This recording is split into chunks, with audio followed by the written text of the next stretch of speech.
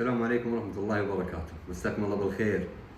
أسعد الله مساكم بكل خير، حياكم الله متابعينا الكرام في هذا اليوم. اليوم نحن بنعدي عطر الملوك، عن الورد الطايفي النخبة الأول. هذا عطر الملوك ومن مشى ما مشاهم، النخبة الأول ما يجي في الثاني.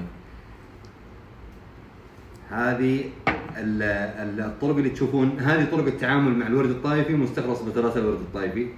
عندنا مرار وتكرار ان الورد الطايفي مستخلص بثلاثة الورد الطايفي. هذه مستخلصات عطرية حساسة جدا جدا، التعامل معها لازم يكون بحذر بدون ملامسة اليد زي ما تشوفون.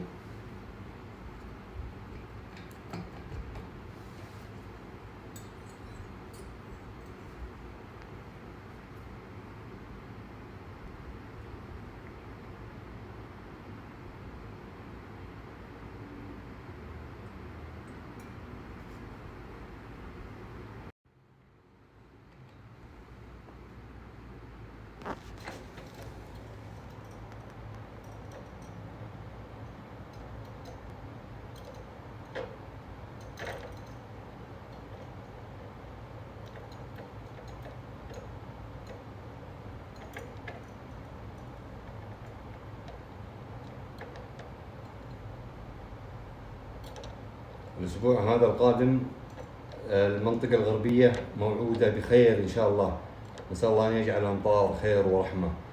أسبوع قادم حافل بالأمطار. الأجواء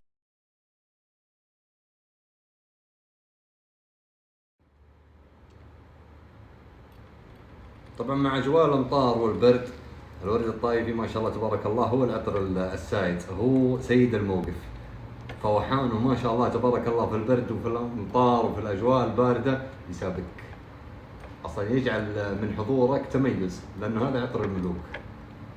أي واحد شام ملك ولا أمير شام رايحة عطره يبي يشمه فيك، هذا اللي يميزك، يميز حضورك.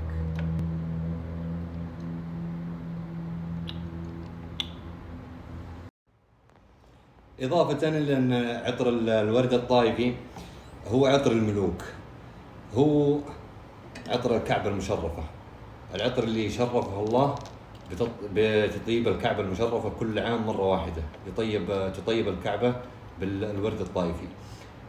الورد الطايفي أيضا هذا منتج سعودي، منتج سعودي 100%، صنع بالكامل وكل شيء في المملكة العربية السعودية.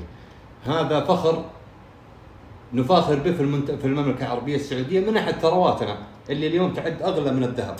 اليوم جرام مستخلص بثلاثة الورد الطايفي أغلى من الذهب، لذلك هي ثروة وطنية نحن نفاخر بها. إذا تقول لي ورد إنجليزي، تقول لي ورد، شوف رؤساء الدول في تلك البلاد وش اللي يطيبون فيه، شوف مصنعين العطور في فرنسا ايش الورد اللي يعتمدونه في مخلطاتهم، الورد الطايفي النخبة الأول. ليش؟ لأن الورد الطايفي النخبة الأول هو سيد الموقف بلا منازع. ولا تقول لي أي ورد يشبه الورد الطايفي النخبة الأول، اللي يقول لك الكلام هذا أصلا تصدق. ولا في ورد في العالم يشابه أو يقارن بالورد الطايفي النخبة الأول، لذلك هو اليوم سيد الموقف. يا رب لك الحمد والفضل والمنة. اليوم الورد الطايفي يصدر لرؤساء دول في العالم. زملائنا تجار الورد الطايفي، تجار الطيب، يعرفون من اللي يطلب المنتج هذا، يطلبونه فئة معينة، فئة راقية. الفئة هذه لا تتنازل عن هذا الطيب أبدا، ولا تستبدله بأي طيب آخر. اللي يبحثون عن بدائل أيضا ما راح يجد البدائل الحقيقية اللي تغني عن الورد الطايفي، حتى لو صدق نفسه ومشي قال أنا فيه ورد نوع ورد كذا ولا زي هذا المنتج السعودي ما فيه. هنا اليوم نحن نصل معاكم لحلقة لطيفة خفيفة جدا، بنوريكم بعدها اليوم عود من العوادن الفاخرة اللي تليق بأن تكون مع هذا المنتج في هذا الطرح. بعدها إن شاء الله بإذن الله نستودعكم الله الذي لا تضيع ودائعه إلى أمل اللقاء بكم غدا. بس خلونا نوريكم الآن عود من الأعواد الفاخرة، الأندر ووتر، الأغلى في العالم والأجود والأفخم في ميسم الورد الطايفي.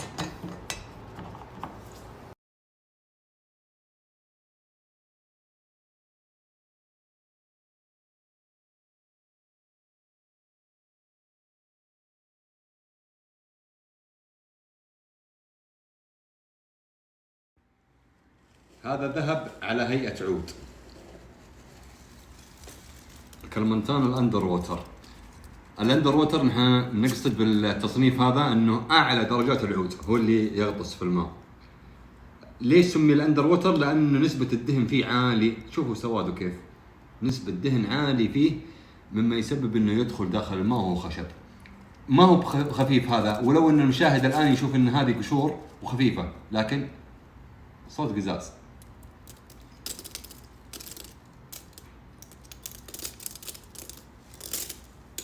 أداء العود هذا فاخر فاخر ويطرب. نشوف الآن، نختار كسرة نوريكم أداءها.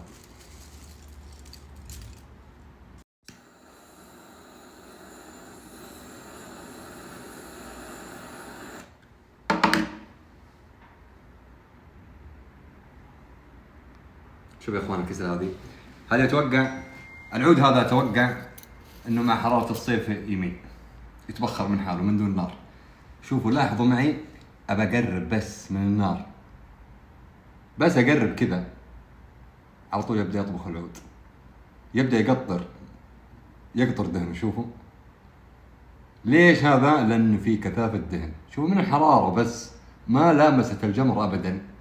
شوفوا كل ما قربنا كل ما تعطي احتراق.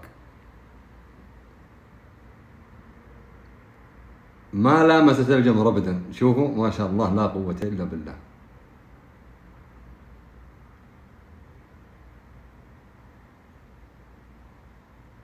في السنابة الثانية بنخليها تلامس الجمر. نكهة فاخرة جدا ما شاء الله لا قوة الا بالله. وش اللي يخلي العود يعطي اداءه كذا وهو ما لامس النار؟ كثافة الدهن اللي فيه وجودة العود العالية جدا جدا. انتم تشوفون الدهن،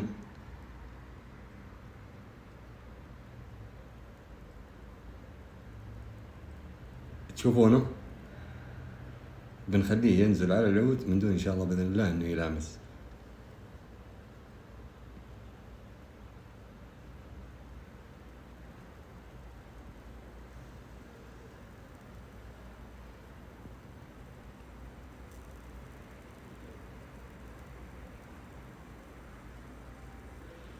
ترانا ما جينا الفحمة، شوفوا ولا قربناها ابدا، من بعيد.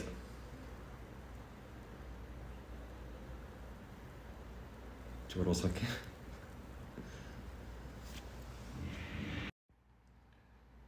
لاحظوا معنا الزبد والدهن الموجود داخل الكسرة ما شاء الله لا قوة الا بالله. بنخرجه وبنحاول ان نوريكم الكمية الموجودة.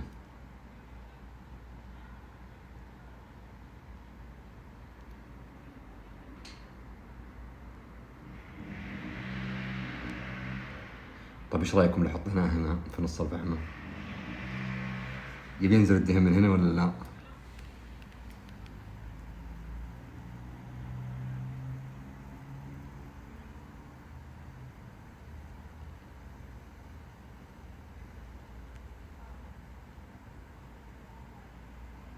ما شاء الله لا قوة الا بالله.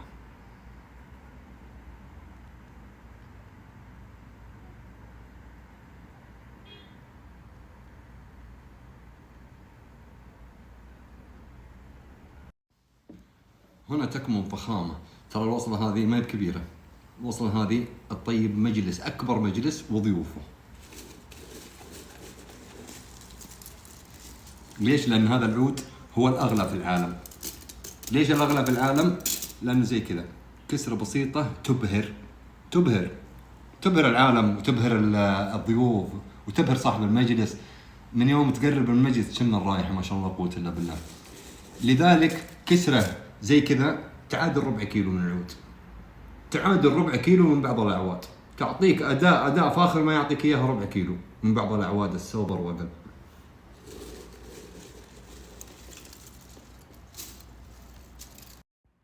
حتى في آخر مراحل احتراق الكسرة هذه ولا أعطت أبدا رائحة احتراق ولا شيء، لأنه كله دهن في دهن اللي يحترق من بداية الكسرة، من بداية الاحتراق زي ما شفتم إلى الآن كله دهن.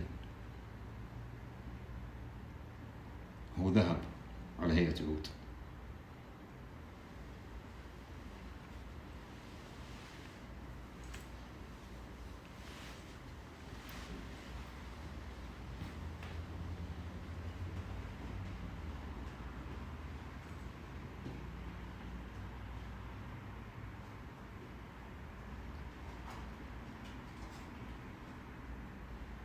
هنا؟ نعم. مخلط اشوف. لا، مخلط العود بمستخلص بتلات الورد الطائفي، هذا هو. هذا هو. مو مكتوب العود. الا اخر شيء مكتوب مخلط العود، هذا هو. وانا ودي اطيبك اليوم، ودي اليوم. طبعا عندي مخلط. خذ. ها؟ هذا. ايوه. هذه مخلط العود. هذا مخلط العود، فيها ابو سمكه وفيها ابو طاووس مع مستخلص بثلاث الورد الطايف. شفتها كم صوت حبايبك. ها؟ ايوه. تدري ان هذه لها سنه، يمكن لها سنه مخلوطه مع بعض. جنب بعض. مخلوطه مع بعض. اعطيني يدك. ما شاء الله تبارك الله. عم محمد انت راعي طيب. كثرته. تستاهل. اعطيني الثاني. ما شاء الله تبارك الله. اي اقلب اليد. خلاص. هنا. خلاص. اي الثاني. يا اهلا تبارك الله. مرة. قبل ان اول شيء اسمح لي، انا صورتك ترى. ابشر. تسلم. يا عم محمد، انت تمر من عند كل المحلات حقت العود وتعرفها كلها في الجوال حتى، ها؟ ايوه. لماذا تختار ميسم ورد الطائفي؟ اول شيء شغلك اللي فيه على مرأة من الناس. نعم. وانا الصراحة عجبني، والله جاتني عروض دحين من الدخيل، شوفها فرسها في الجوال عندي 50% ما نحتاجها. جتني البارح، فانا قلت اروح لمول، دحين لما انت جيت انت بطلت اروح. واحد قال لي الدخيل عروض مسلي، قلت لا، انا ابغى ميسم ورد الطائفي، لان دائما دحين خلاص، واليوم ما شاء الله بارك الله اخذت من عندك كثير. يا حبيبي يستاهلون، حتى الدخيل زملائنا واخويانا رفقه. ايوه كلهم والله يستاهلون وكلهم راعي. كل واحد اي نعم. بطريقته. ولكن ما الذي يجعلك تختار ميسم كذا من بين هذه الامور؟ والله انه شغلك على مرأة ومسمع منه. عم محمد، نحن ولا اقطع كلامك، نبحث ان نصنع تميز، نسوي شيء مميز. خلاص الشيء هذا يميزك، يميز حضورك. الحين انت يوم تدخل المجلس يسالونك الناس ما شاء الله يا هذه الريحه. والله انا لما تسالني حد، انا اروح لشخص بيسوي قدامي. نعم. اروح لشخص صراحه بيسوي قدام، وانا عندي انواع قد اخذتها منه، فعشان كذا يعني احجبه ما غلقت في شيء مليانه، ما غلقت، لانه كل ما اسوي حاجه اشتري. اسال الله ان يبارك لنا ولك ان شاء الله، وان شاء الله باذن الله نسير معك على هذا النهج وزياده ان شاء الله معكم مع الجميع باذن الله. يعني نقدم لكم منتجات. المصداقيه منك، اذا اخذت حاجه يا حبيبي زين رجعها، ما عجبك رجعها، هذه المصداقيه على طول. ما عندك كل حلالك يا عمي، الله يحييك انت ومن يشوف. الله يعطيك يا مرحبا ومسهلا ان شاء الله باذن الله. نعدكم جميعا كلكم ان شاء الله ان نسير على نهج التفرد. هذا الشغل اللي بلاش، تبارك الله ما شاء الله. كيف الشغل بالله؟ شيخ هذا اللي بلاش. شغل على كيفك. هذا البخور اللي بلاش. نعم. هذا البخور اللي بلاش. تبارك الله ما شاء الله، تبارك الله يا شيخ. هذا خلاص، هذا غطى على السوق كله. تبارك الله ما شاء الله، لا قوة الا بالله. عز الله انك يا عم محمد تستاهل البخور هذا. ما شاء الله تبارك وتستاهل العلم الغانم. الله يعطيك العافية. ما يقدر شيء فاخر. شوف اصلا باين من دقق معي من نعم من الصعود. طلع الهواء تبارك الله ما شاء الله، هو كفايه. انت اليوم بجيرانك بينشدونك عن البخور. اكيد. ايش البيت؟ البيت فين؟